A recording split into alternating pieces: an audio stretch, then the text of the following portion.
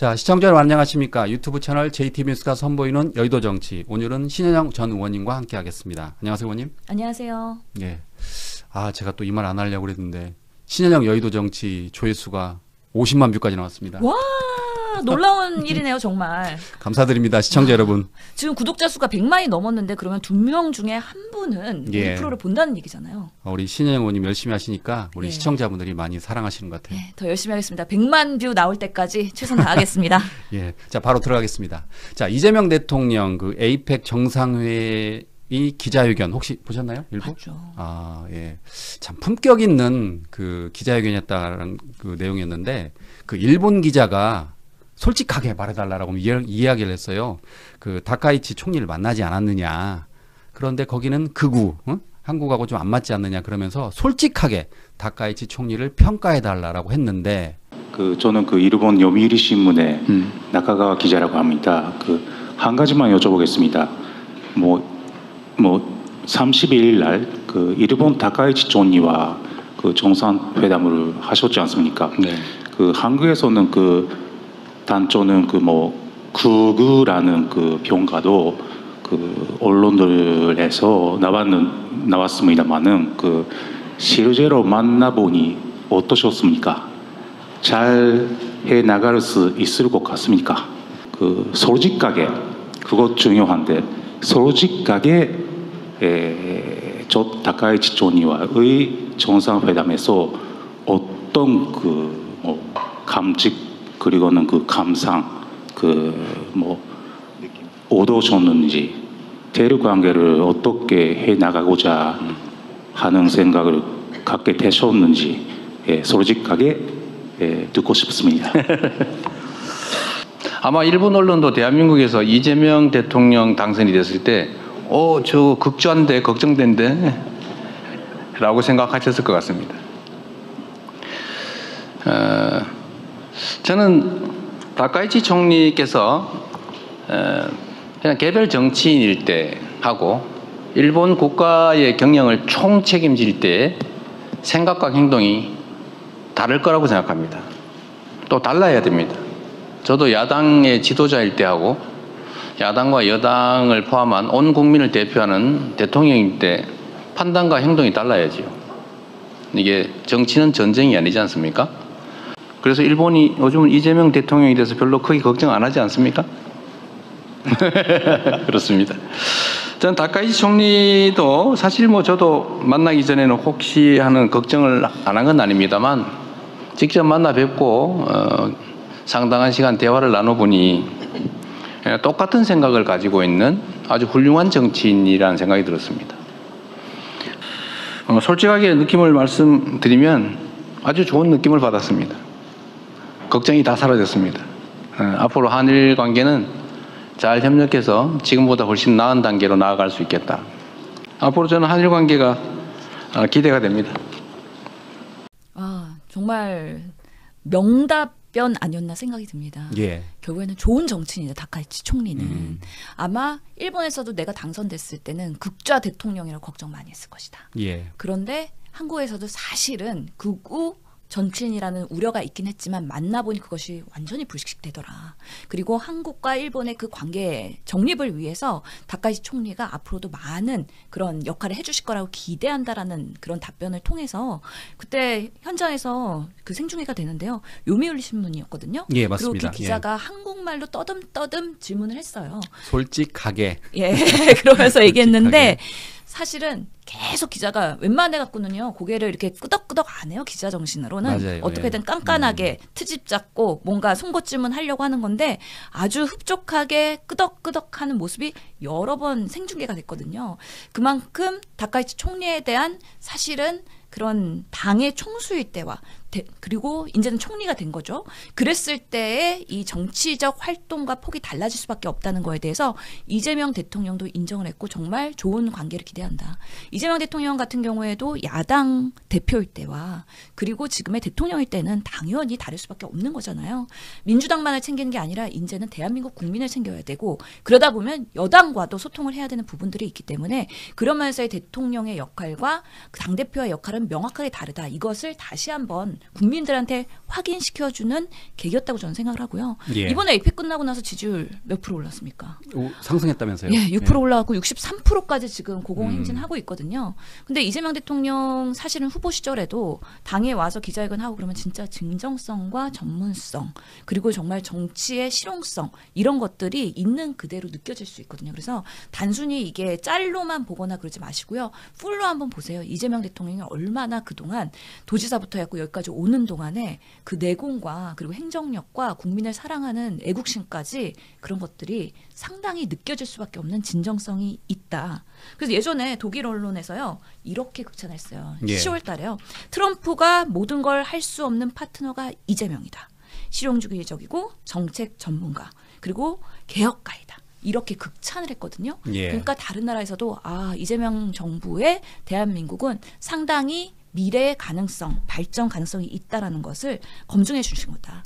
옛날에 윤석열 대통령 당시에 그때 뭐 서양 기자가 있었는데요. 그때 한국말로 떠듬떠듬 질문했는데 못 알아듣겠다 뭐라 그런 거냐? 못 알아듣겠다고 그랬죠. 예, 못 알아듣겠다고. 이러면서 그 한국말로 노력했던 그 기자의 질문을 한 방에 무시해버렸잖아요. 그러면서 또 그랬죠. 비판이 됐었던 게 있는데 전혀 다른 윤석열 정권과는 다른 이재명 정부에서의 외신과의 관계도 상당히 좋아질 것으로 기대를 합니다. 결국에는 외신과의 관계가 결국에는 외교적인 그 국가의 관계와도 갈 수 있기 때문에 상당히 브라이트하게 답변 잘하셨다. 칭찬할 수밖에 없습니다. 러시아 여기자 질문에서도 이재명 대통령이 그 경주 선언 문안이 그 새벽에 조율됐다라고 긴박했던 그 상황도 설명을 했어요. 예. My name is Ilyana. I'm from the RIA News Agency. First of all, congratulations on adopting the Gyeongju Declaration. And my question to you is, were there any challenges along the way of adopting the declaration? Maybe did any countries try to bring geopolitical issues into the final draft? Thank you. 안녕하십니까. 리얼뉴스의 오야 기자입니다. 먼저 경주 선언을 성공적으로 채택한 데 대해서 축하를 드립니다. 그러나 이 경주 선언을 채택하는 과정에서 혹시 문제가 있으셨는지 여쭙고 싶습니다. 좀 더 구체적으로 특정 국가가 지정학적인 이유를 들어서 이 과정이 좀 어려웠던 그런 사례가 있는지 여쭙습니다. 우리 어느 지역, 어느 나라세요 혹시? 러시아 매체로 알고 있습니다. 러시아 매체요? 네, 감사합니다. 경주선언은 아시는 것처럼 오늘 아침에 최종 문안이 완성됐죠? 새벽 7시 반까지. 7시 30분까지 지연이 됐다고 합니다. 문안 정리에 이제 이견들이 있었고 그 점에 대해서 조정을 하는 중이었습니다. 아마 큰 쟁점은 무역과 투자에 관한 챕터를 둘 거냐였다고 합니다. 그런데 여러분들 다 배포된 자료를 보셨을 텐데 무역과 투자에 대해서도 원만하게 합의가 돼서 의견들을 다 모았습니다. 실제로 이재명 대통령이 답변에 대한 감각도 있지만 사실은 그 경주 선언문을 만들기 위한 그 과정에서 사실 우린 모르잖아요. 합의문이 나올까 안 나올까 예. 이런 고민들이 있었는데 최악의 상황에서도 최선의 결과를 만들기 위해서 영혼까지 갈아 넣으면서 총력을 다했다라고 시정연설 와서 솔직하게 얘기했어요. 그랬죠. 그만큼 예. 새벽까지 밤새면서 문안에 대해서 각 나라의 조율, 특히 이번에는 다자 무역이나 이런 것들이 되게 첨예한 부분에 있어서 문구를 넣을까 뺄까 이런 것까지 막바지까지 조율이 된 거잖아요. 그러다 보니까 민감한 부분들이 분명히 있었는데 불구하고 합의서가 채택됐다는 것, 그것을 리드한 대한민국의 또 나름의 리더십, 의장국으로서의 역할 이런 것들이 증명이 됐다고 생각합니다. 예. 특히나 이거에 비아시아권 기자들한테 골고루 질문의 기회를 주면서 질문을 했는데 혹시 어느 나라냐고 물어보잖아요. 이것도 상당히 배려? 언론에 대한 감각이 있는 거예요. 왜냐하면 그 기자의 질문에 있어서 에이펙 그리고 합의문 이런 것들은 각 나라마다 각자의 바라보는 시각이 다를 수 있거든요. 예. 그래서 어느 나라 기자가 물어보느냐에 따라서 약간은 조심해야 될 답변이 있을 수도 있어요. 그러면서 러시아 언론이었잖아요. 그러면서 또 우크라이나 전쟁이나 여러 가지 그런 무역 전쟁이 있는 국제 질서 속에서 조심하기 위해서 상대방의 질문을 다시 한번 확인하고 그리고 질문자의 의도를 확인한 다음에 무리 없게 답변을 한 거 아닌가라는 면에서 인터뷰 많이 해보셨고 그다음에 기자회견 많이 해보셨고 확실히 능수능란한 그런 모습이었다라고 다시 한번 칭찬드리겠습니다. 그 보셨을지 모르겠는데 그 러시아 기자 질문 댓글에 그게 붙었어요. 그 러시아 여기자가 귀걸이가 첨성대였다고. 근데 저는 그 댓글을 보고 제가 화면을 유심히 봤는데 저는 잘 모르겠더라고요. 근데 첨성대 첨성대 귀걸이를 했다는 댓글이 의외로 많았어요. 그러니까 그게 맞는 것 같아요. 사실 그런 경주에서 뭔가 그 기념품 샵에 가던 어디 가서 귀걸이 산 것 같아요. 저도 사실은 해외에 가면 그 나라 국립박물관 있잖아요. 그러면 기념품 가게가 분명히 박물관 안에 있는데 귀걸이들이 상징적인 게 있거든요. 비싸지 않은 거 막 보석 박힌 그런 거 아니고 그 나라의 그런 상징적인 귀걸이. 예를 들어서 제가 튀르키예 가갖고 풍선 올라가는 그 열기구 있잖아요. 그 귀걸이 사왔는데 그 나라를 상징할 수 있는 귀걸이는 사실 여성들한테는 의미가 있습니다. 왜냐하면 에이펙 갔던 그 기억을 회자시켜 주거든요. 그렇기 때문에 그런 기념품은 아마 러시아 돌아가서도 이거 하면서 내가 에이펙에서의 좋은 기억, 대한민국과 이재명 정부의 좋은 기억 그런 것들이 계속 남을 수 있어서 역시 우리 시청자분들이 그런 것들을 딱 그러니까요. 그래서 훌륭하십니다. 제가 그걸 보면서 어쨌든 에이펙 그 이번 정상회담이 큰 성과를 거뒀구나. 여기자가 그냥 그 첨성대 귀걸이를 할 정도로 좋은 그 기억을 남겼다는 생각이 들더라고요. 저도 경주 가면 한번 첨성대 귀걸이 한번 봐야 되겠네요. 깜찍할 것 같아요. 알겠습니다. 자, 다음으로 이재명 대통령의 시정연설에 대해서 이야기를 해보도록 하겠습니다. 자, 728조 규모 예산안을 이재명 대통령이 가급적 법정 기한 내 통과해달라고 이제 호소를 했는데 내년은 인공지능 시대를 열고 대한민국의 새로운 100년을 준비하는 역사적 출발점이 될 것입니다. 다가오는 미래가 절망과 불안이 넘치는 세상이 아니라 희망과 기회로 충만할 수 있도록 함께 노력하면 좋겠습니다. 저는 우리 국민 여러분의 저력을 믿습니다. 그래서 자신 있습니다.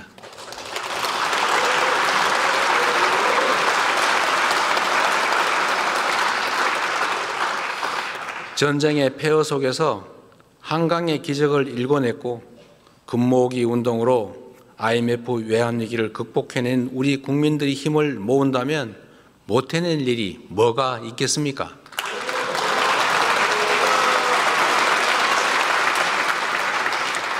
산업화와 정보화를 성공적으로 이뤄낸 것처럼 위대한 대한 국민들과 함께 인공지능 시대의 문을 활짝 열겠습니다. 대한민국의 미래를 위해서 정부는 열린 자세로 국회의 제안을 경청하고 좋은 대안은 언제든지 수용하겠습니다.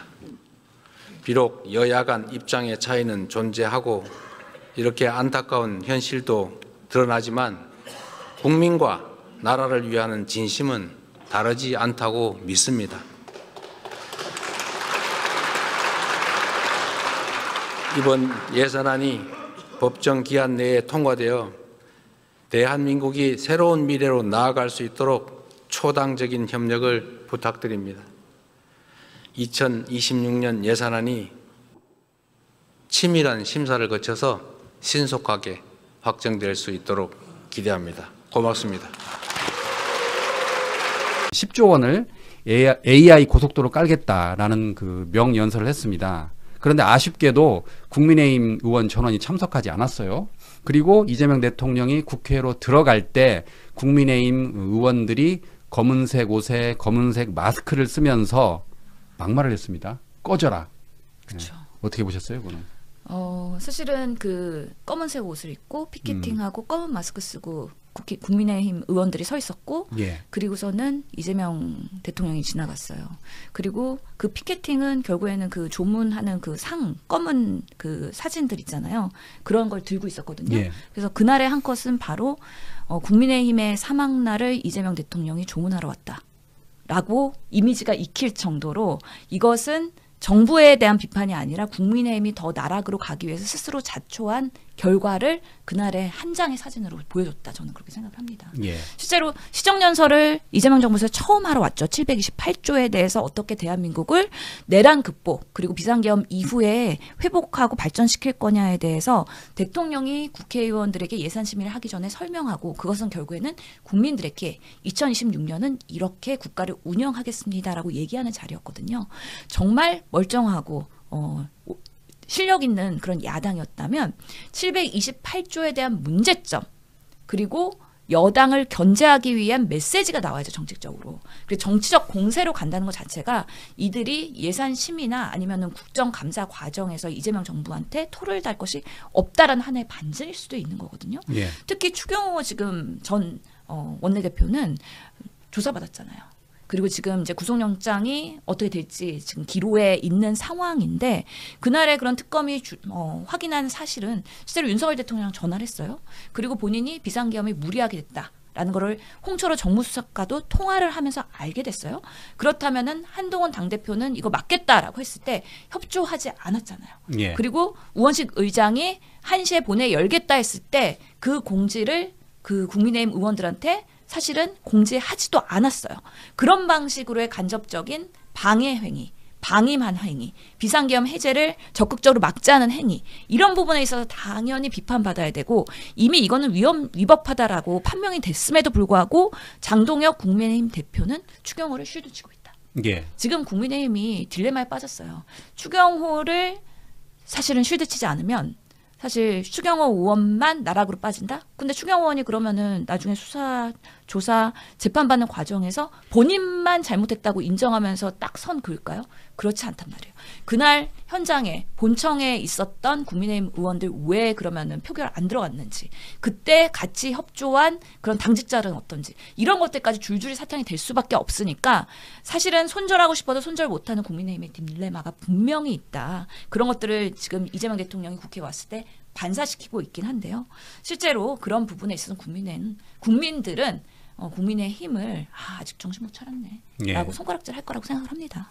그러니까 추경호 전 원내대표는 당시 그 의원총회 장소를 국회와 여의도 당사로 이렇게 한 3차례 왔다 갔다 이렇게 바꿨잖아요. 국회 그리고 당사 다시 예. 예결위원장 예. 그러다가 당사 했으니까 마지막에는 결국에는 표결 못하게 한 거예요. 예. 그걸 증명을 못하고 있는 거죠. 설명을 못한 거죠. 왜 아직까지 왜 그렇게 바꿨는지에 대해서. 그래서 방금 말씀하신 것처럼 이제 국힘에서는 이렇게 사과를 해야 되는데 사과는 하지 않고 그 장동혁 대표가 이제 전쟁이다. 그리고 이재명 대표의 시정연설은 이번이 마지막이 될 것이다라고 또 선전포고까지 했어요.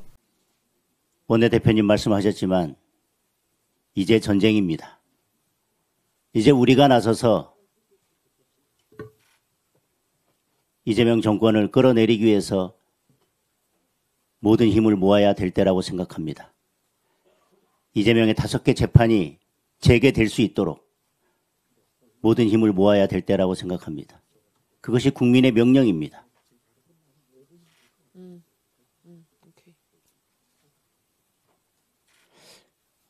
우리가 싸우지 않으면 국민들도 싸우지 않을 것입니다. 우리가 싸우면 국민들께서 함께 싸워주실 것입니다.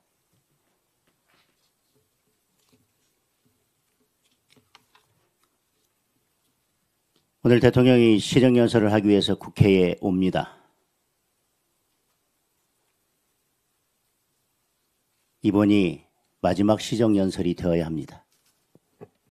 그게 사실은 정말 정말 모 눈에는 모만 보인다고 돼지 눈에는 돼지만 보인다라는 얘기가 있는데 아니 탄핵을 자행하고 시정연설을 사실은 그 국회를 거부하고 안 한 사람이 바로 윤석열이잖아요. 예. 그런 대통령을 배출한 국민의힘에서 민주당도 똑같을 거다. 라고 지금 전제하고서는 그렇게 얘기를 하는 거잖아요. 한동훈 뭐라 그랬어요? 한동훈 전 당대표가 이재명 대통령 재판 다시 재개하면 아마 비상계엄 선언할 거다 이런 얘기 했잖아요. 정말 말도 안 되는 일이고 민주당이 정말 국정을 잘 운영하고 있다 보니까 그런 부분에 있어서 토대할 게 없는 거죠. 어떻게든 끌어내리고 싶고 탄핵시키고 싶고 시정연설 이제 마지막으로 하고 싶은데 어떤 방법으로 할 거예요? 국민의힘의 지금 뭐 화력이나 국민의 설득력이나 눈높이에 맞는 의정활동 전혀 보이고 있지 않는데 본인들의 바람일 수는 있다. 하지만 국민들 특히 중도층에 있는 분들도 아니 지금 에이펙도 잘하고 관세 협상도 잘하고 지금 주가도 뭐 지금 4,000피까지 찍었고 예. 계속해서 대한민국의 5년을 회복하고 있는 상황에서 국민의힘 너네나 정신 차려라고 할 수밖에 없는 상황이다. 그러면서 그 메아리는 결국에는 국회 안에서 그들만의 메아리라고 얘기할 수밖에 없습니다. 국힘이 걱정하는 그건 것 같아요. 지금 추경호 전 원내대표가 현역 의원 가운데 처음으로 내란과 관련해서 영장이 청구됐는데 예. 만약 발부가 된다면 법원에서 이제 내란 혐의를 인정하게 되고 결국 국힘은 유언정당 해산 심판 청구까지 오는 거 아니냐. 지금 그걸 걱정하는 것 같아요. 지금. 그렇죠. 결국에는 이 비상계엄에 동조한 국민의힘도 문제가 있다라는 거를 사법적인 판단을 받게 될까 봐 그것을 예. 불안해하는 거고 사실 추경호 원내대표 당시에 그 원내대표실을 압수수색을 했잖아요. 예. 그래서 뭐 당직자들 핸드폰이나 이런 것들이 압수수색이 당했는데 그날의 대화 내용 이런 것들이 어디까지 특검이 파악했는지는 모르겠어요. 예. 그리고 구속영장을 청구했다는 것은 나름 명확한 중대 범죄나 아니면 도주 우려, 증거 인멸의 우려 세 개 중에 어느 정도의 가능성이 있다고 생각하기 때문에 구속영장이 청구가 됐고 사법부가 이걸 인정했다라고 보이는 거거든요. 아직은 뭐 물론 구속영장이 이게 발부가 될지 안 될지에 대해서는 조금 더 지켜봐야 되겠지만 예. 지금 한덕수 그리고 박성재 모두 구속영장이 기각됐거든요. 기각됐죠. 예. 예. 지금 추경호 의원도 어떻게 될지 몰라요, 사실은. 예. 혹시나 기각이 된다 하더라도 이게 무죄라고 절대 착각하면 안 됩니다. 이분들은 예. 재판 가서 유죄로 입증되는 데까지 내란의 극복을 위해서 계속해서 우리가 관심을 갖고 정말 그날 대한민국 국민의 대표로서 표결에 참여하지 않은 많은 의원들에 대한 국민의힘의 특히 비판은 끝까지 역사에 남을 거라고 저는 생각합니다. 예. 어쨌든 추경호 전 원내대표는 지금 불체포 특권을 지금 포기하겠다라고 말을 했습니다. 그렇죠. 지금 포기 안 하면 근데 어떻게 할 거예요? 나는 불체포 특권을 포기 안 하겠습니다라고 하는 순간 어차피 표결 들어가면은 과반은 민주당이에요. 과반이, 예. 그러면 이미 통과될 거라면 포기 안 하겠습니다가 멋있겠어요? 포기하겠습니다가 멋있겠어요? 그래서 권성동 의원도 그냥 포기하겠습니다 한 거예요. 예. 예, 그럴 수밖에 없는 현실에 있어서 나름 나는 당당하게 하겠다라는 그런 모양새긴 하지만 실질적으로는 포기 안 할 수가 없는 상황이다라고 말씀드릴 수밖에 없죠. 예. 실제로 근데 국민의힘이 그날 표결에 참여할 건지 안 할 건지를 봐야 돼요. 지난번 권성동 때는 참여를 안 했잖아요. 안 했죠. 예. 근데 들어가서 찬성을 찍는다? 그러면은 이제 국민의힘에서는 역적으로 몰리는 것이고 그렇죠. 만약에 반대를 누른다? 그럼 너 비상계엄 그러면 아직도 두둔하냐? 이 비판에 있기 때문에 그러니까요. 그렇다고 기권하겠어요? 그러니까 못 들어가는 거예요. 그럼 이번에도 안 들어올 가능성이 크네요. 이번에도 몇몇 의원은 나는 안 들어가겠다라고 벌써 입장을 밝힌 그런 의원들이 있는데 예. 그럼에도 불구하고 그날 국민의힘 18명은 표결에 참여했잖아요. 비상계엄 해제를 위해서. 예. 이 사람들조차 지금 시정연설 하는데 참여 안 하고 안 했죠. 예, 예, 18명도. 그리고 표결도 참여 안 하고 결국에는 찐윤이 여전히 그 권력을 잡고 있기 때문에 이 한동훈계의 의원들이 본인들의 소신 정치를 전혀 못하고 있다. 예. 예, 그러면서 또 한 번의 국민의힘에서의 안타까운 그런 단상들이 이번 표결을 통해서 나타날 것이다. 11월 달에 지금 이제 본회의 넘어올 거거든요. 예. 한 13일인가 14일 날 이제 예상을 하고 있더라고요. 예, 예. 그런 부분에 있어서 국민의힘의 그런 동태 다시 한번 국민들이 평가하셔야 된다고 저는 봅니다. 예. 자, 다음으로는 김건희 씨에 대해서 이야기를 나눠보도록 하겠습니다. 자, 결국 샤넬백 2개를 받았다라고 했습니다. 기존에 했다는 말은 말 그대로 입 벌고 입만 열면 구라가 된 거예요. 처음에는 뭐 건진법사도 뭐 이렇게 뭐죠? 배달 사고를 냈다 뭐 그렇게 했다가 결국은 그렇죠. 다 이제 인정한 꼴이 됐어요. 예. 그런데 샤넬백 2개는 받았는데 6천만 원짜리 그라프 목걸이는 또 안 받았다 또 이야기를 하고 예. 또 청탁 여부와 대가성은 없었다. 김건희 여사가 건진법사를 통해 받았다는 의혹이 제기된 통일교 금품 가운데 샤넬백 2개를 받은 사실을 처음으로 인정했습니다. 다만 목걸이는 받지 않았고 샤넬백도 청탁이나 대가성은 없었다고 주장했습니다. 저의 부족함에 대해 깊이 사과드린다는 제목으로 김 여사는 건진법사 전성배 씨로부터 2차례 가방 선물을 받은 사실을 인정한다고 밝혔습니다. 그러면서 처음엔 거절했지만 전 씨의 설득에 끝까지 거절하지 못했다며 가방은 사용하지 않고 전 씨에게 돌려줬다고 주장했습니다. 김 여사는 다만 그라프 목걸이 수수 의혹은 명백히 부인한다고 주장했고 또 통일교의 청탁이나 대가 관계는 없었다며 혐의를 부인했습니다. 자, 먼저 샤넬백 2개를 받았다. 이건 왜 한 겁니까? 보석 때문에 그런 거죠? 빼박이죠. 예. 빼박 증거들이 있고 그다음 보석을 앞두고 있기 때문에 어떻게든 내가 적극적으로 협조하는 모습, 그래야죠. 재판부에 보이는 모습. 그래서 빼박 증거가 나온 샤넬백 2개에 대해서는 명확하게 그냥 이거는 털고 가자라고 아마 변호인단이랑 얘기를 했을 거예요. 예. 왜냐면은 뭐 샤넬백 같은 경우에는 이미 건진법사 전성배 씨도 전달했다라고 얘기를 했고 또 받고 나서 또 고맙다고 또 연락까지 왔다는 거 아니겠어요? 결정적으로 샤넬 매장 직원 그렇죠. 예. 샤넬백 매장 직원들이 그 유경옥 씨가 그 영상 통화든 이걸로 통해 갖고 그 걸걸한 목소리의 그분과 예. 또 이제 상당히 많은 논의를 했다라는 것들을 증언했고 그날 사실은 인정하기 직후에 재판이 열리는데 6차 공판이었죠, 김건희 씨. 예. 그런데 사실 그분들이 증인으로 나왔고 증언해야 되는 상황이었거든요. 그러니까 그 증언이 또 그날의 사실 이슈로 그냥 기사로 다 덮일 예정이었는데 그거는 여론전에서도 불리하다고 생각을 했겠죠. 그러다 보니까 이건 인정하고 털고 가자 그랬고 증인 채택까지 불발되고서는 이제 그건 인정한 걸로 그냥 송구합니다. 하지만 알선수재나 청탁의 그런 거는 전혀 없습니다. 이게 결국에는 청탁금지법 그리고 알선수재 혐의에 대해서 법조항이 적용이 되면 형량이 올라가잖아요. 예.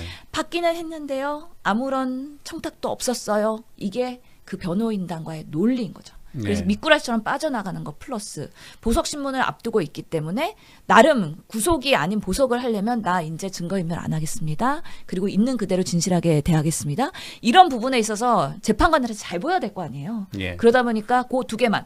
근데 6천만짜리 목걸이 사실 샤넬백 2개는 뭐 1,000만 원 정도 하는 거기 때문에 금액도 그렇게 크지 않은데 6천만 원은 아직까지는 뭐 그 증거도 없고 그리고 전성배 씨도 그거에 대해서는 명확하게 입증을 못했고 예. 증언을 못했고 특검이 왠지 그것까지는 지금 추적하는 거에 대한 명확한 뭔가 그런 빼박 증거들이 안 나왔단 말이죠. 예. 그러니까 요거는 또 부인하고 가자라고 전략을 세운 거예요.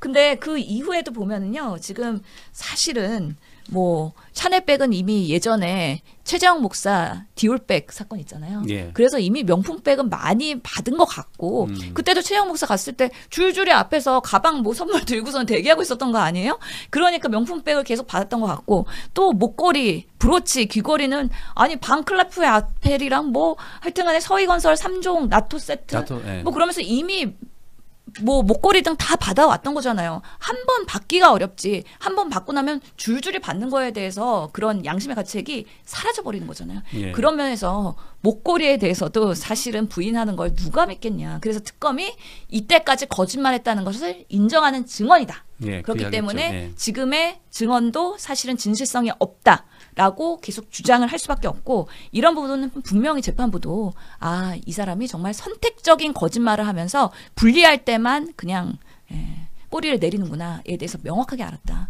그렇기 때문에 이거는 변호 논리로서는 별로 좋지 않고 국민의 공문을 더 사는 그런 이슈라고 생각을 합니다. 그건 어떻게 보세요? 샤넬 가방을 사용하지 않고 돌려줬다. 특검은 뭐 사용 흔적도 있다고 그러는데. 가죽 스크래치 있대잖아요. 그리고 그 신발에서도 사용감 있대잖아요. 네, 그러니까요. 아니 그리고 사용을 안 할 거였으면 왜 그걸 건진법사한테 받아갖고 매장에 가고 곧바로 또 다른 걸로 교환합니까? 그러니까 왜 교환을 하죠? 내가 마음에 드는 걸로 쓰려고 교환을 한 거잖아요. 그게 누가 믿겠어요. 그리고 사실 그 샤넬 매장 지점장이 그 매장의 직원들한테 그분 오신다. 그분 교환하러 오늘 연락 올 거다라고 이미 얘기해놨기 때문에 지점장까지 해갖고 다 명확한 증언이 있기 때문에 아유 어떻게든 최소화하려는 본인의 그런 것들이긴 한데 많이 사용하시지 않았을까라는 또 생각도 해봅니다. 이게 사용감이 있을 때까지 사용은 한 거잖아요. 스크래치나 이런 거 날 때까지는. 근데 그거를 또 그냥 거짓말을 해가지고 또. 그래서 그날의 사과문과 입장문이 사실은 또 다른 거짓말을 양산하는 하나의 계기가 돼서 오히려 더 괘씸죄에 걸리지 않을까 저는 그렇게 생각을 합니다. 예. 시청자들도 헷갈리실 것 같아요. 그러니까 지금 정리를 하면 통일교로부터 받은 게 샤넬백 2개하고 방그라프 목걸이 6천만 원대가 있고, 그다음에 서희건설은 납토 3종 세트죠. 그거는 목걸이, 브로치, 귀걸이 3개잖아요. 아, 예. 정정. 통일교는 그라프 목걸이고요. 예. 그리고 서희건설이 방클라프 목걸이. 예. 잘 아셔야 됩니다. 그러니까 통일교는 그라프 목걸이.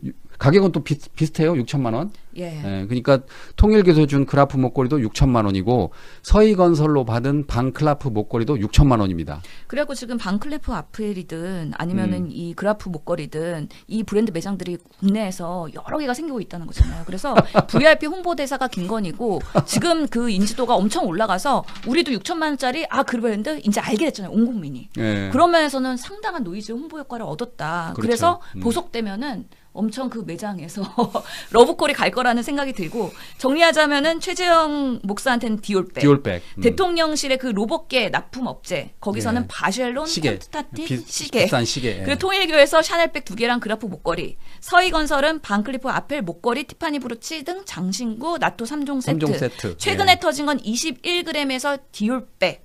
의류, 팔찌 이런 것 갖고 압수수색하면서 또 나와가지고 지금 아크로비스타랑 그다음에 21g 사무실이랑 추가로 또 압수수색하면서 드러나고 있잖아요. 예. 그래갖고 이게 샤넬도 받고 디올도 받고 뭐 종류별로 다 하여튼간에 명품백 그다음에 장신구 다 받은 걸로 보이는데, 하여튼 이건 특검이 명확하게 규명을 해야 되는 부분이고, 그래서 뭐 홍콩에서 모조품 만들었다고 뭐 이렇게 내고 막 근데 진품 나오고 얼마나 부끄럽고 불성사 나와요. 예.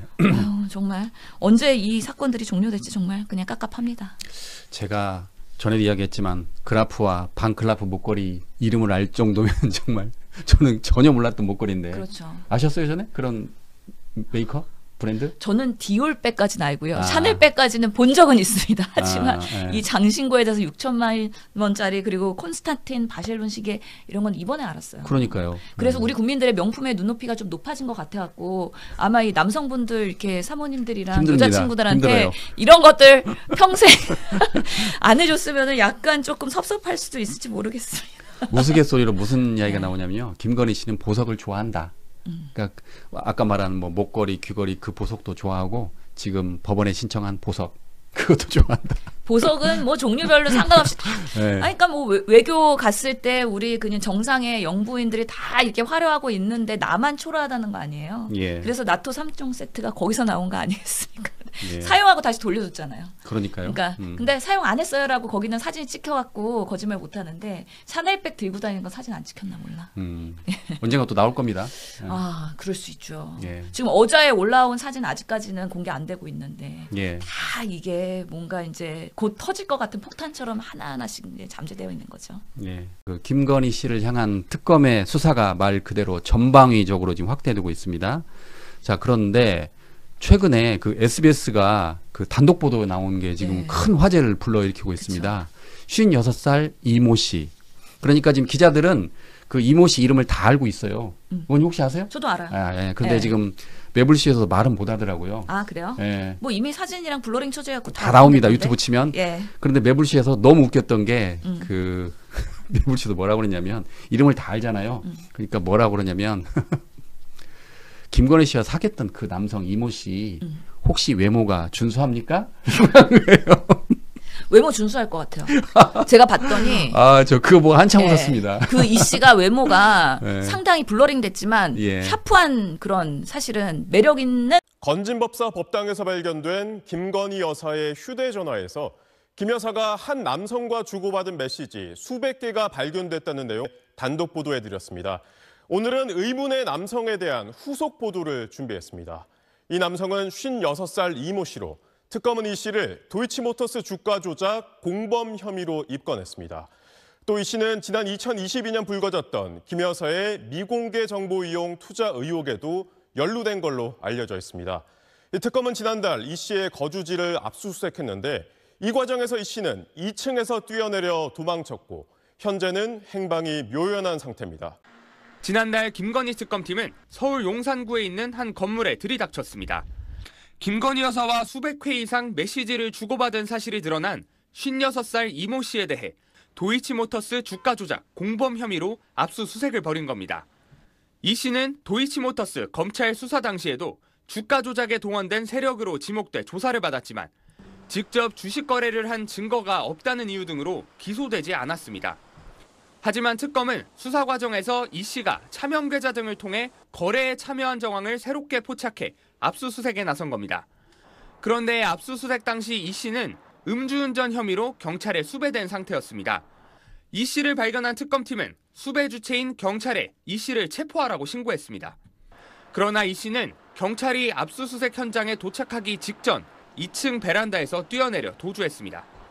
이 씨는 과거 김 여사에 대해 제기됐던 미공개 정보 이용 의혹의 핵심 인물로 거론되기도 했습니다.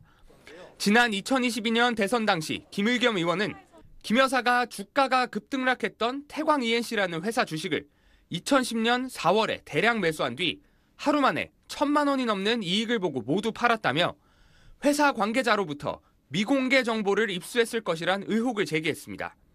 그런데 이 씨는 김 여사의 주식 매매 시기를 전후해 태광 ENC를 실질적으로 인수한 뒤 주가를 띄우고 회사 돈을 횡령한 혐의로 기소돼 징역형이 확정됐습니다. 김 여사가 밀접한 관계로 지목된 이 씨로부터 미공개 정보를 받아 주식을 사고 판 것 아니냐는 의혹이 제기되는 대목입니다. 이에 대해 김 여사 측은 이 씨가 일방적으로 투자와 관련해 연락해온 적은 있지만 김 여사는 미공개 정보를 이용한 적이 없고 이 씨와 밀접한 관계도 아니라고 말했습니다.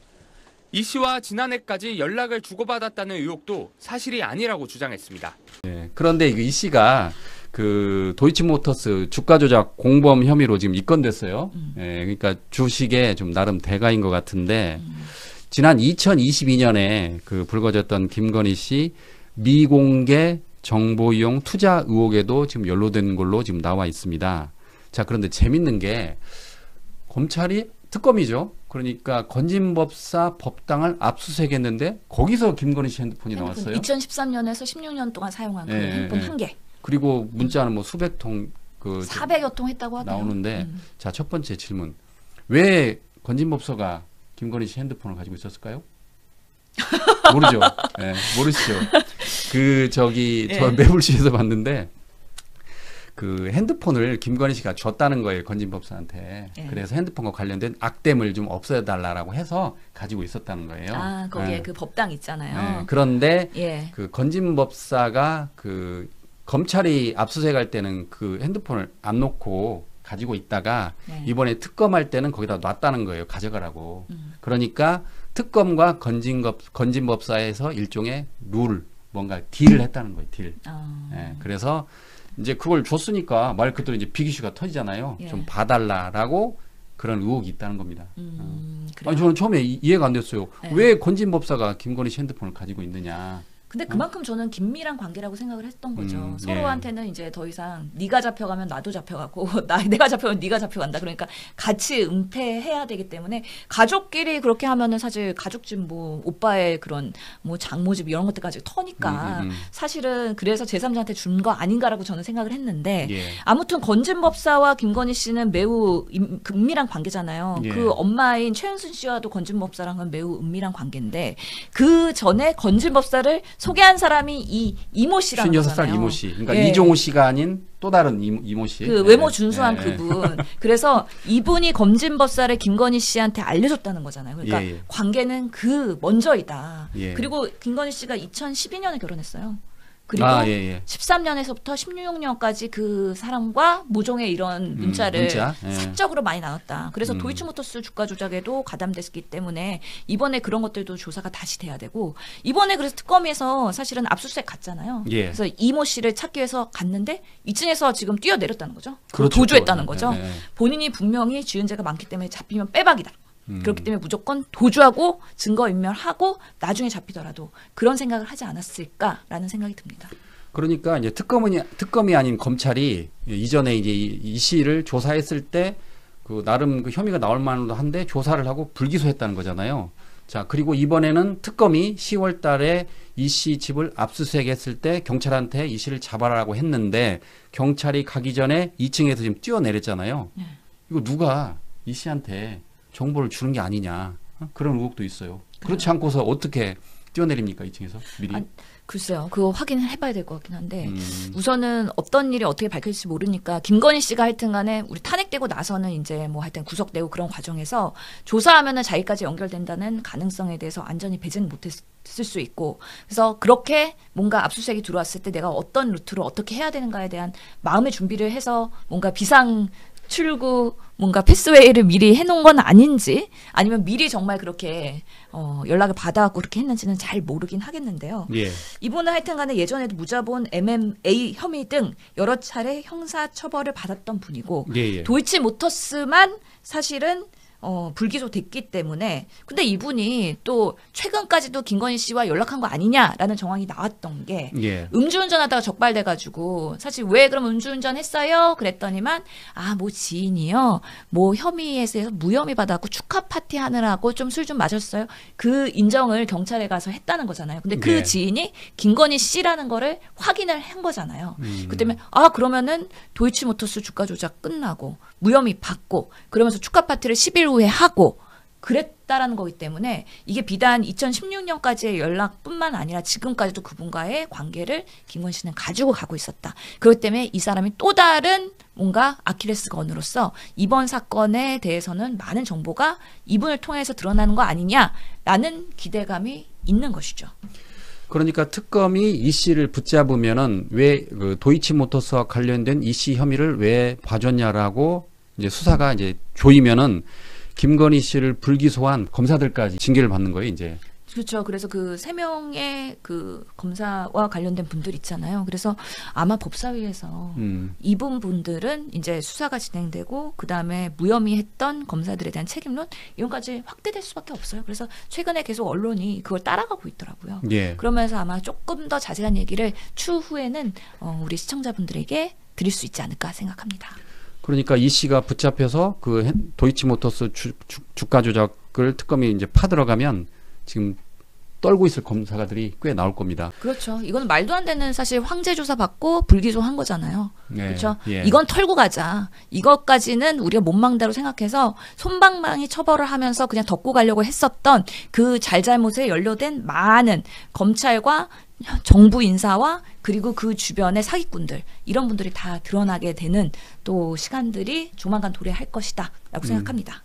그런데 최근 이제 유튜브를 보면 세간의 관심이 그 밀접한 관계 그 단어에 지금 쏠리고 있는 것 같아요. 예. 김건희 씨와 이 씨와의 그 관계를 밀접한이라고 표현을 했다고 그 김건희 씨 변호인인 유정화 그 변호사가 그 페북에 이런 글을 썼나 봐요. 악의적인 언론 플레이다. 사실이 아닌데 왜 확인되지 않은 사항을 말하고 있느냐라고 지금 반발하고 있습니다. 그러니까요. 밀접한 관계라고 하니까 국민들이 뭐지? 무슨 관계지? 네. 무슨 관계지? 이렇게 하잖아요. 그러다 보니까 이 사람이 외모가 준수한데? 여기까지 오는 거예요. 그래서 이거는 나중에 지금은 신변 확보가 안 돼가지고 그러긴 하지만 신변이 확보가 돼서 이제 잡혀서 조사 받기 시작하면 이제 드러날 수밖에 없는 사실들이잖아요. 그 밀접한 관계를 또 다른 언론에서는 뭐 은밀한 관계라고 뭐 쓰기도 하는데 어쨌든 지금 아까 말씀드린 것처럼 유정화 변호인 측은 이게 반발하고 있으니까 이 사건의 실체가 어떻게 될지는 좀 저희가 지켜봐야 될 것 같습니다. 자, 다음에는 그 지규현 판사에 대해서 이야기를 해보도록 하겠습니다. 그 지규현 부장 판사가 김용현 그 피고인 관련해서 뭐 재판을 혹시 보셨나요?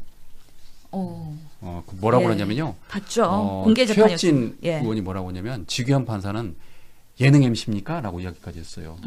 그 법원행정처장님, 제가 좀 우려되는 부분이 좀 있습니다. 일단 제가 어제 그 우리 지기현 재판부의 재판 내용 영상이 여기저기 돌아다니는 거를 제가 몇 편을 좀 봤습니다. 근데 이분이 정말 재판관인지 아니면 무슨 예능 프로그램 사회자인지 저는 분간이 안 되는 상황이었어요.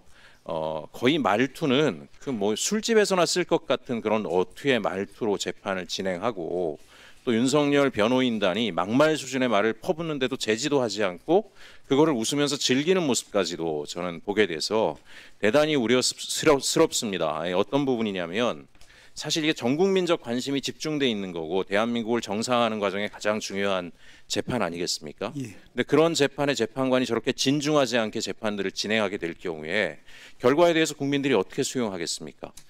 저런 상황이 된다라면 저는 대법원이 당연히 재판부를 변경하든가 아니면 강력하게 주의를 주든가 뭔가의 해명이 있어야 되는데 이걸 방치한다는 것 자체도 지금 현재의 내란 재판 자체를 희화화하는데 대법원이 일정하게 기여하고 있는 게 아닌가라고 하는 그런 우려까지 가지고 있습니다. 이런 상태가 되는 것, 국민들에게 영상을 통해서 노출되는 것 자체는 대단히 사법부의 신뢰를 추락시킬 수 있는 위험한 상황이라고 좀 생각을 하기 때문에 어쨌든 예산 부분과 더불어서 결국은 국민의 돈을 쓸 것인가에 대한 것이 예산 검토인데 그럼 대법원을 중심으로 한 사법부가 국민들 보기에 그 눈높이에 맞추지 못하고 저런 행태들을 방치하는 과정에서 어떻게 예산을 달라고 이야기할 수 있겠습니까? 이에 대해서 적정인 조치가 있었으면 좋겠다는 생각을 합니다. 그 지기현 부장판사가 왜 변호사님들은 이러시냐고 그러면서 밥때 됐는데 점심 먹어야 되는데 너무 그런 말도 가벼워 하고. 보여 판사가. 네, 예. 뭐 이게 권위와 이거 판사 분들은 저기 재판장 위에 있잖아요. 우러러보고 있는데 들어오면 우리가 다 일어나가지고 예의를 표하는데 그렇게 가벼운 판사가 있나. 약간 저는 좀 기분 나빴어요. 이 지기현 판사가 보건, 식품, 경제 담당이래요. 그러니까 요즘에 막 법사위에서 보건, 식품 하던 사람이 어떻게 내란 막 이랬잖아요. 보건 의원으로서는 보건은 식품은 되게 좀 이 사법부에서는 약간의 그런 이미지구나라는 것 때문에 약간 아쉽기도 그러셨군요. 했는데 아니 본인이 재판장에서 그렇게 가볍게 행동을 하니까 이게 사법 체계의 권위가 씁니까? 자, 이제 그 서영교 의원이 폭로한 내용인데 우리가 이제 그 윤석열 내란 재판은 법원에서 하는 이야기가 무작위 재판이다라고 이야기했잖아요. 그래서 많은 국민들이 그렇게 알고 있었을 텐데 서영교 의원이 법원에서 자료를 받았다라고 하면서 법사위에서 폭로를 했습니다. 그 폭로 내용이 뭐냐면 자, 오늘 아주 충격적인 것을 제가 폭로하겠습니다. 이게 법원에서부터 받은 자료입니다. 윤석열은 지기현 판사에게 윤석열 사건이 배당되었는데 국민 여러분 이건 랜덤으로 배당된 것이 아니라 지정된 겁니다. 법원에서 이것을 지정했습니다.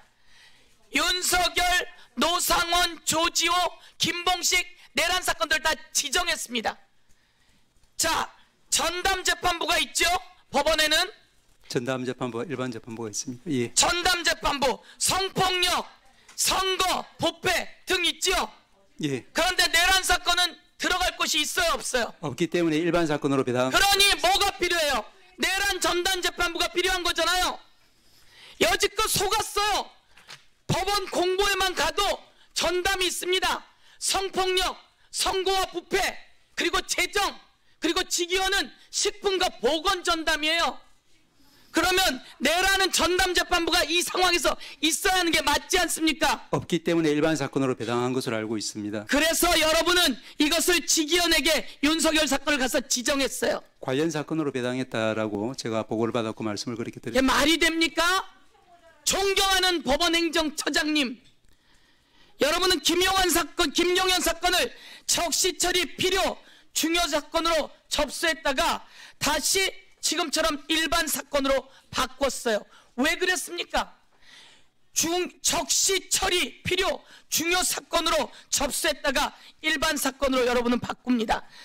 여기에는 성폭력 전담 등이 있는데 내란 전담이 있어야 돼요. 그래서 내란 전담 재판부를 하자고 했는데 여러분은 위헌 운운했어요. 그런데 이 자료를 보면 여기에 1분만 더 주십시오. 안 해결했어요. 아까 방해받았어요.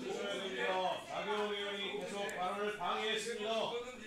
위원장님 1분 더 주십시오. 예, 그럼 제가 그냥 가겠습니다. 국민 여러분, 이 대법원 홈페이지를 보면 선거와 부패 전담, 보건과 식품 전담, 재정 전담, 아동 범죄 전담 등이 있습니다. 그런데 윤석열 사건과 김용현 사건은 내란입니다. 그러면 내란 전담을 만드는 게 맞지 않습니까? 예. 그런데 여러분은 일반으로 돌렸다고 하는데 여러분은 이것을 전부 다 적시 처리 필요 사건이라고 지정을 했어요. 지정을 하고도 이 상황에서 직위원회 가게 여러분 일반 배당을 했습니다. 그리고 직위원에게 송석준 의원님과 신동우 의원님이 조용히 하시면 빨리 끝납니다. 김용현을 직위원에게 배당합니다.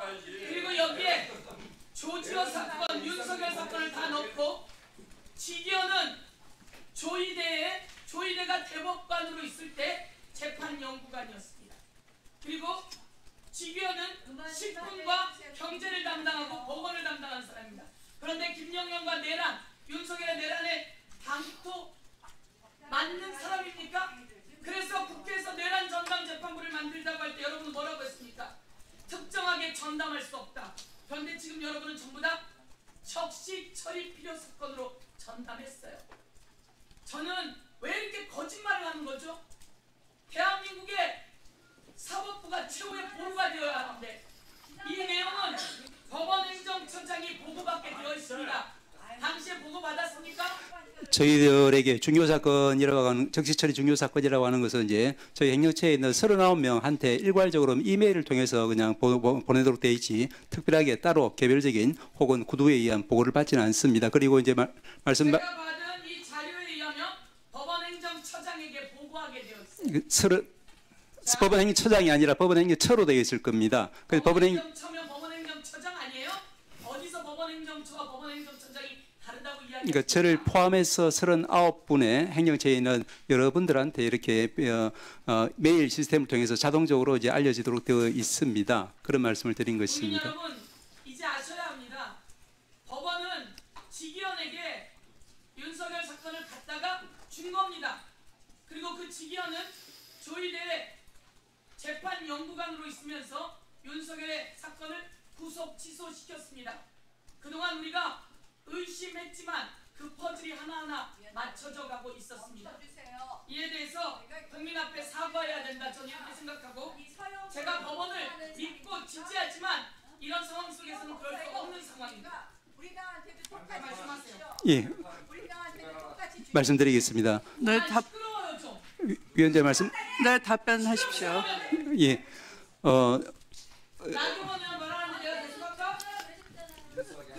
자, 나경원 의원님.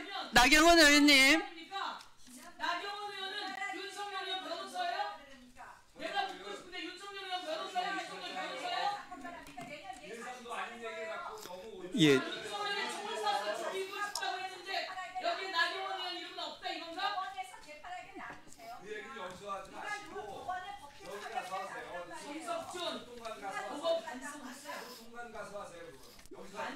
예, 위원장이 말씀하셨기 때문에 잠깐 간략하게 말씀을 드리겠습니다. 네네. 네. 그래서 이제 서 의원님 말씀하신 것처럼 예를 들면 이제 내란 사건이 이제 반복적으로 계속 들어온다고 하면 당연히 이제 전담 재판부를 만들 필요가 있을 겁니다. 그런데 이 사건은 누구도 상상할 수 없었던 그런 일이 벌어졌으니까 그 당시에 바로 이제 특정 사건에 대해서 이제 전담 재판부를 만든다는 것은 이제 아마도 중앙법원에서 생각을 못했을 겁니다. 그렇기 때문에 전담 재판부라고 특정 지어진 유형별 사건이 들어가지 않기 때문에 일반 사건으로 취급을 해서 거기에는 모든 재판부에 대해서 상대로 해가지고 이제 그 배당 절차를 갖다가 착착 진행한 것 같습니다. 그렇다고 해서 그 부분만 말씀을 드리겠습니다. 의원님 말씀처럼 이제 보실 수도 있겠지만 그렇다고 해서 그럼 그 내란이라고 하는 정말로 다시는 일어날 수 없고 일어나서도 안 되는 사건을 그 중앙법원에서 특정 재판부에 오히려 지정 배당을 한다고 하면은 더더욱 국민들의 의심을 받지 않겠습니까? 그렇기 때문에 이제 제가 이제 보고를 받기로는 이제 배제 사유에 있는 재판부를 제외하고 나머지 재판부를 상대로 해서 무작위 전산 배당을 한 것은 그 당시로서는 어쩔 수 없는 선택이었지 않았을까 생각을 하고 그 다음에 그 뒤에 들어온 이제 윤 대통령 사건이나 또 조지호 사건 같은 경우에는 전에도 말씀드렸지만 관련 사건이라고 해서 그런 규정에 따라서 그렇게 그 사건에 붙여서 같이 지금 세 건이 처리되고 있는 것으로 알고 있습니다. 그 김용현 전 장관의 그 사건, 그러니까 지난해 12월 27일에 적시 처리가 필요한 중요 사건으로 판단을 했다는 거예요. 예. 그러니까 이 사건이 중요 사건이 있고 일반 사건이 있고 이렇게 두 개가 있나 봐요. 그런데 내란 사건은 내란 전담 재판부가 없으니까 중요 사건으로 가지 않고 일반 사건으로 가야 되는데 이제 이건 추측인데 말 그대로 의혹인데 대법원 쪽에서 그 사건을 혹시 직위원한테 주려고 했던 거 아니냐라고 지금 의혹이 나온 거예요. 그래서 아까 말씀드린 김용현 사건이 처음에는 중요 사건으로 판단을 했는데 이게 어느 날 갑자기 일반으로 바뀝니다. 그래서 직위원이 그 김용현 사건 일반을 받은 거예요. 그러니까 그 다음부터는 관련 사건이란 명목으로 윤석열 사건도 준 겁니다. 그래서 서영교 사건이 왜 처음에 중요 사건인 김용현의 사건을 중요 사건을 일반으로 바꿔서 추후에 직위원한테 윤석열 사건을 줄 그 빌미를 줬느냐라고 비판을 하더라고요. 어떻게 보십니까, 이거는? 그러니까 이거는 서영교 의원이 지금 어떻게 내란 재판부에 직위원이 매칭이 됐지? 예. 이거 좀 이상한데? 뭔가 의도가 있는 거 아니야? 냄새는 나는데 뭐라고 우리가 정황을 잡지는 못했어요. 예. 그러면서 한층 더 들어간 단서를 사실은 이번 국감에서 확인을 한 것이죠. 그것이 이 사건에 대해서 지금 당연히 내란에 대한 것, 그리고 김 전 장관이 맨 처음에 출석하고 구속되고 재판을 받고 있기 때문에 이 사람이 어디에 매칭되냐, 어느 재판부에 매칭되냐가 매우 중요한 상황이었어요. 그런데 지금 법원에서는 이 내란 사건 관련해서 적시 처리가 필요한 중원 사건으로 지정을 했다가 다시 일반 사건으로 돌아왔다는 거잖아요. 예. 왜 왔다리 갔다리 했지? 근데 우리가 봐도 적시 처리가 필요한 중요한 사건이 맞아요. 근데 이걸로 지정을 해버리면 재판부가 특정 이 관련된 전문 재판부에 직접 지정 배당을 할 수가 있거든요. 예. 그러면은 대놓고서는 직위원을 지정 배당할 수 있겠죠. 근데 나중에 그랬다가는 아니 직위원이 보건식품 경제하고 있는데 왜 내란하냐고 분명히 이게 맞지가 않는 거예요. 논리가 맞지가 않아요. 내란과 관련된 그 담당 재판관들이 더 전문성 있는 재판부들이 분명히 있을 텐데 왜 그렇게 했냐 하고 민주당이 지적을 안 하지 않을 거 아닙니까? 예. 그러다 보니까 그냥 일반으로 돌려. 그리고 랜덤했다 그래. 그러면서 의도적으로 이렇게 쓱 밀어넣은 거 아니냐. 이거에 대한 의심을 지금 서영교 의원이 하고 있는 거거든요. 예. 근데 그날 그래서 법사위에서 물어봤죠. 법원 행정처장한테 천대요.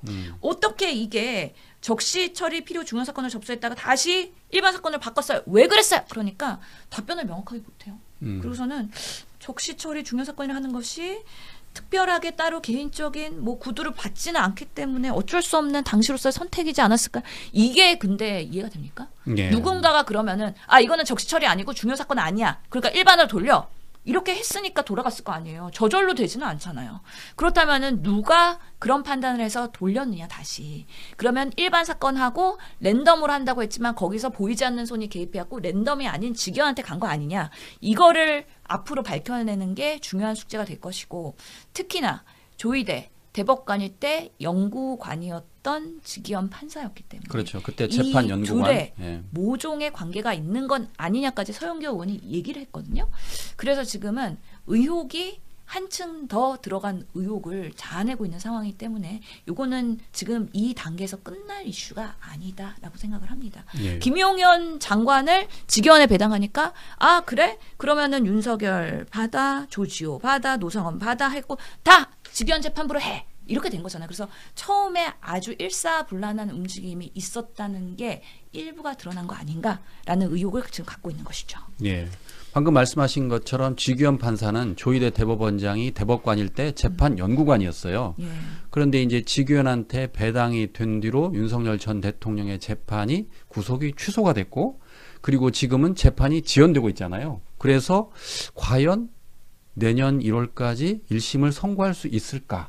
만약 못한다면 지금 6개월을 넘겨서 풀려날 판이잖아요. 예. 그러니까 이제 서영교 의원의 그런 의혹이 나오는 거죠. 상황이 그러니까 벌써 되니까. 11월이었고 12월 남았는데 12월까지 심리 마친다 그랬는데 지금 가능할지 좀 봐야 될 것 같고 특히나 지금 윤석열 전 대통령이 출석을 열심히 하고 있어요. 그러다가 본인이 직접 반론하다가 곽종군 사령관이 한동훈도 총에 쏴서 죽인다 그런 것까지 굳이 윤석열이 염장 지르지 않았으면 곽종군이 얘기 안 했을 사실까지 지금 맞아요. 재판정에서 드러나고 있는 거잖아요. 그래서 참 이게 어떻게 앞으로 전개될지도 지켜보긴 해야 되는데 아무튼 직위원 판사가 사실은 룸사롱도 가고 그리고 지인들이랑 룸사롱에서 사진 찍고 이런 것들을 서슴없이 하셨던 분이기 때문에 국민들이 너무 가볍다. 라는 부분에 있어서 내란 재판을 끌고 가는 데 있어서의 그런 결과에 신뢰를 가져올 수 있을까에 대한 고민이 있고, 특히나 지금 뭐 재판 아동 그런 전담 재판부도 있고 여러 영역에서 전담 재판부가 있는데 내란 전담 재판부를 구성하지 않는 거에 대해서 또다시 한번 법사위에서 문제 제기를 할 것 같아서 일단은 이 재판이 과정도 중요하고 결과도 중요하기 때문에 국민들이 신뢰할 수 있는 사법부의 그런 모습들이 계속해서 보여줘야 될 텐데 재판 과정에서 그렇지 못하고 있어서 참으로 심히 우려가 된다라고 말씀드리겠습니다. 이번 그 내란 재판 관련해서 그 변호인 측은 지금 반발하고 있어요. 왜 이걸 공개하느냐. 그런데 그 공개하면서 자충수가 많이 나옵니다. 아까 말씀하신 윤석열 전 대통령 같은 경우는 국군의 날 8시부터 술을 마셨다고 소맥 파티를 했다는 거잖아요. 다 본인이 했어요. 지금 스스로 인정을 한 거예요. 그랬더니 곽정근 전 사령관은 그때 한동훈 불러서 총 쏘겠다고 하지 않았냐라고까지 나오고. 그러니까 지금 윤석열 대통령이 지금 전 대통령이 본인이 직접 신문하고 본인이 반박하고 있잖아요. 재판에서. 예. 근데 그거는 변호인단을 신뢰하지 않는다는 사인이거든요. 아, 변호인단이 신문을 제대로 하고 그다음에 증인 뭐 이런 것들에 대한 잘하면 본인은 뒤에서 뒷짐지고 그냥 이렇게 사인만 주고 이렇게 하면 되는 거잖아요. 답답한 거예요. 답답해서 대응 못하니까 내가 직접 제일 잘한다. 검찰총장 출신으로서 이렇게 나오는 거라 보고 그러면서 계속 실기를 하고 있다고 저는 보는데 실수가 나오고 그런 만큼 윤석열 이 본인이 변호인단과 있는 그대로 사실을 공유하지 않기 때문에 발생하는 변호인단의 또 한계일 수가 있거든요. 예. 그래서 지금 재판이 그들의 대응 논리가 아주 어떻게 보면은 매우 로우 레벨 그런 대응이다라는 거를 온 국민이 목도하고 있는 거 아닌가라는 생각이 듭니다.